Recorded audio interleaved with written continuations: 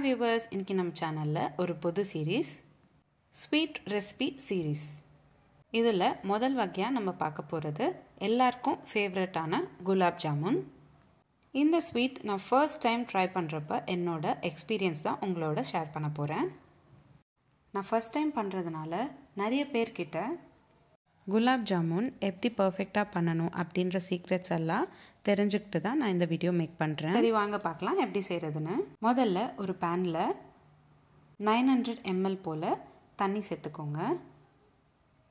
இப்போது இந்த தண்ணி நம்ம சிரப்காக ரெடி பண்ணுறதுக்கு எடுத்துக்கிட்டோம்.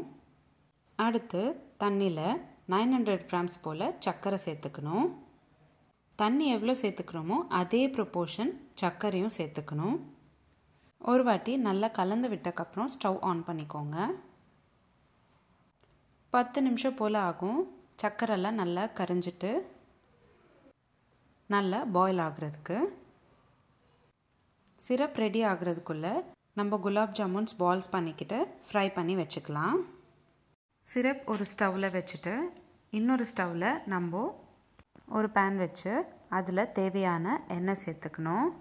குலாப் ஜாமுனில் ஃப்ரை பண்ணிக்கிறதுக்கு எண்ணெய் நல்லா காயறதுக்குள்ளே நம்ம குலாப் ஜாமுன் பால்ஸ் பண்ணிக்கலாம். இன்றைக்கி நான் MTR குலாப் ஜாமுன் மிக்ஸ் தான் யூஸ் பண்ணி குலாப் ஜாமுன்ஸ் பண்ண போகிறேன். 175 grams பேக்கெட் எடுத்துக்கிட்டேன். ஒரு பவுலில் MTR மிக்ஸ் சேர்த்துக்கிட்டு தேவையான பால் சேர்த்துக்கிட்டே கலந்து விட்டுக்கிட்டேன். அப்ராக்சிமேட்டாக 1/2 கப் அளவுக்கு பால் தேவைப்படும். இப்போ பார்த்திங்கன்னா சப்பாத்தி பதத்துக்கு குலாப் ஜாமுன் மிக்ஸ் நம்ம ப்ரிப்பேர் பண்ணியாச்சு. சின்ன சின்ன பால்ஸாக நம்ம செஞ்சுட்டு பக்கத்தில் வச்சுக்கணும். உங்களுக்கு தேவையான சைஸில் நீங்கள் பால்ஸ் செஞ்சுக்கலாம். முதல் டிப் என்னென்னா, இந்த பால்ஸ் எல்லாம் நல்லா மூழ்கிற மாதிரி சுகர் சிரப் நம்ம செஞ்சுக்கணும். அடுத்த டிப், நல்ல எண்ணெய் காஞ்சக்கப்புறம் செஞ்சு வச்சுருக்கிற குலாப் ஜாமுன் பால்ஸ் நம்ம எண்ணெயில் பொரித்து எடுத்துக்கணும். மூணாவது டிப், நல்ல டார்க் ப்ரௌன் கலராக மாறுற வரைக்கும் குலாப் ஜாமுனை நல்லா ஃப்ரை பண்ணிக்கணும். நாலாவது டிப், நம்ம குலாப் ஜாமுன் மிக்ஸ் பால்ஸாக பண்ணிக்கிறப்போ ரொம்ப அழுத்தம் கொடுக்காம பால்ஸ் பண்ணிக்கணும். அப்போ தான் குலாப் ஜாமுன் ஊறினக்கப்புறம் நல்லா சாஃப்டாக இருக்கும். இப்போ பார்த்திங்கன்னா நல்லா டார்க் ப்ரௌன் கலரில் மாறியாச்சு. இதே மாதிரி பொன்னிறமாக பால்ஸ் வேகிற வரைக்கும் நம்ம பொரிச்சு எடுத்துக்கணும். நீங்கள் பயப்படாமல் 10லேருந்து 12 பக்கத்துலேயே சேர்த்துக்கலாம். குலாப் ஜாமுன் ஒட்டிக்காது. இப்போது நம்ம சிரப் பார்த்திங்கன்னா இன்னும் ரெடி ஆகலை. ஒரு ஸ்ட்ரிங் வர வரைக்கும் நம்ம சிரப் கொதிக்க விடணும்.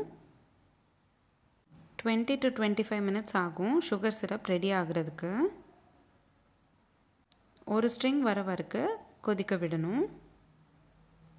இப்போ வீடியோவில் காட்டுற மாதிரி ஒரு ஸ்ட்ரிங் வந்தக்கப்புறம் ஸ்டவ் ஆஃப் பண்ணிவிட்டு சூடாக இருக்கிற குலாப் ஜாமுன் பால்ஸ் பொரிச்சது நம்ம இந்த சிரப்பில் சேர்த்துக்கணும்.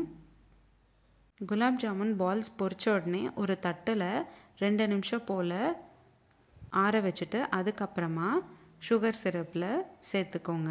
சுகர் சிரப் ரெடி ஆனதுக்கப்புறம் ஸ்டவ் ஆஃப் பண்ணிவிட்டு பால்ஸ் சேர்த்துக்கோங்க.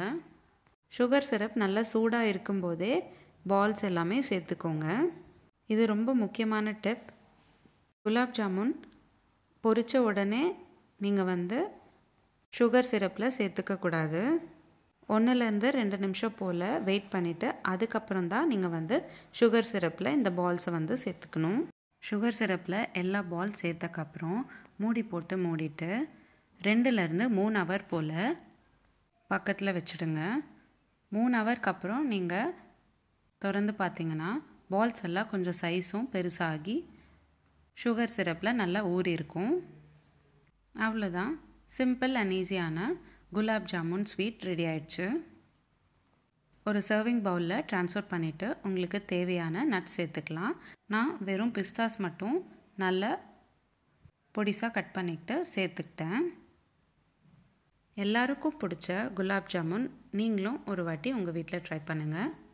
பேசிக் குக்கிங் கற்றுக்கிறவங்களா இருந்தால் இந்த வீடியோ உங்களுக்கு ரொம்பவே யூஸ்ஃபுல்லாக இருக்கும்னு நினைக்கிறேன். உங்களுக்கு இந்த வீடியோ பிடிச்சிருந்தா லைக் பண்ணுங்கள், ஷேர் பண்ணுங்கள். உங்களுக்கு இந்த ரெசிபி பிடிச்சிருந்தா எனக்கு கமெண்ட் பாக்ஸில் எப்படி இருந்ததுன்னு எனக்கு கமெண்ட் பண்ணுங்கள். டிப்ஸ் எல்லாம் உங்களுக்கு யூஸ்ஃபுல்லாக இருந்ததானோ எனக்கு கமெண்ட் பாக்ஸில் கமெண்ட் பண்ணுங்கள். இதே மாதிரி டெய்லி ஒரு ரெசிபி பார்க்குறதுக்கு என்னோடய சேனல் சப்ஸ்கிரைப் பண்ணிக்கோங்க. நம்மளோட சேனலில் இதே மாதிரி நிறைய சீரீஸ் போஸ்ட் பண்ணியிருக்கோம். லிங்க்ஸ் எல்லாமே உங்களுக்கு டிஸ்கிரிப்ஷன் பாக்ஸில் ஷேர் பண்ணுறேன். செக் பண்ணி பாருங்கள். மீண்டும் சந்திப்போம் ஒரு சுவையான ரெசிபியுடன். தேங்க்யூ.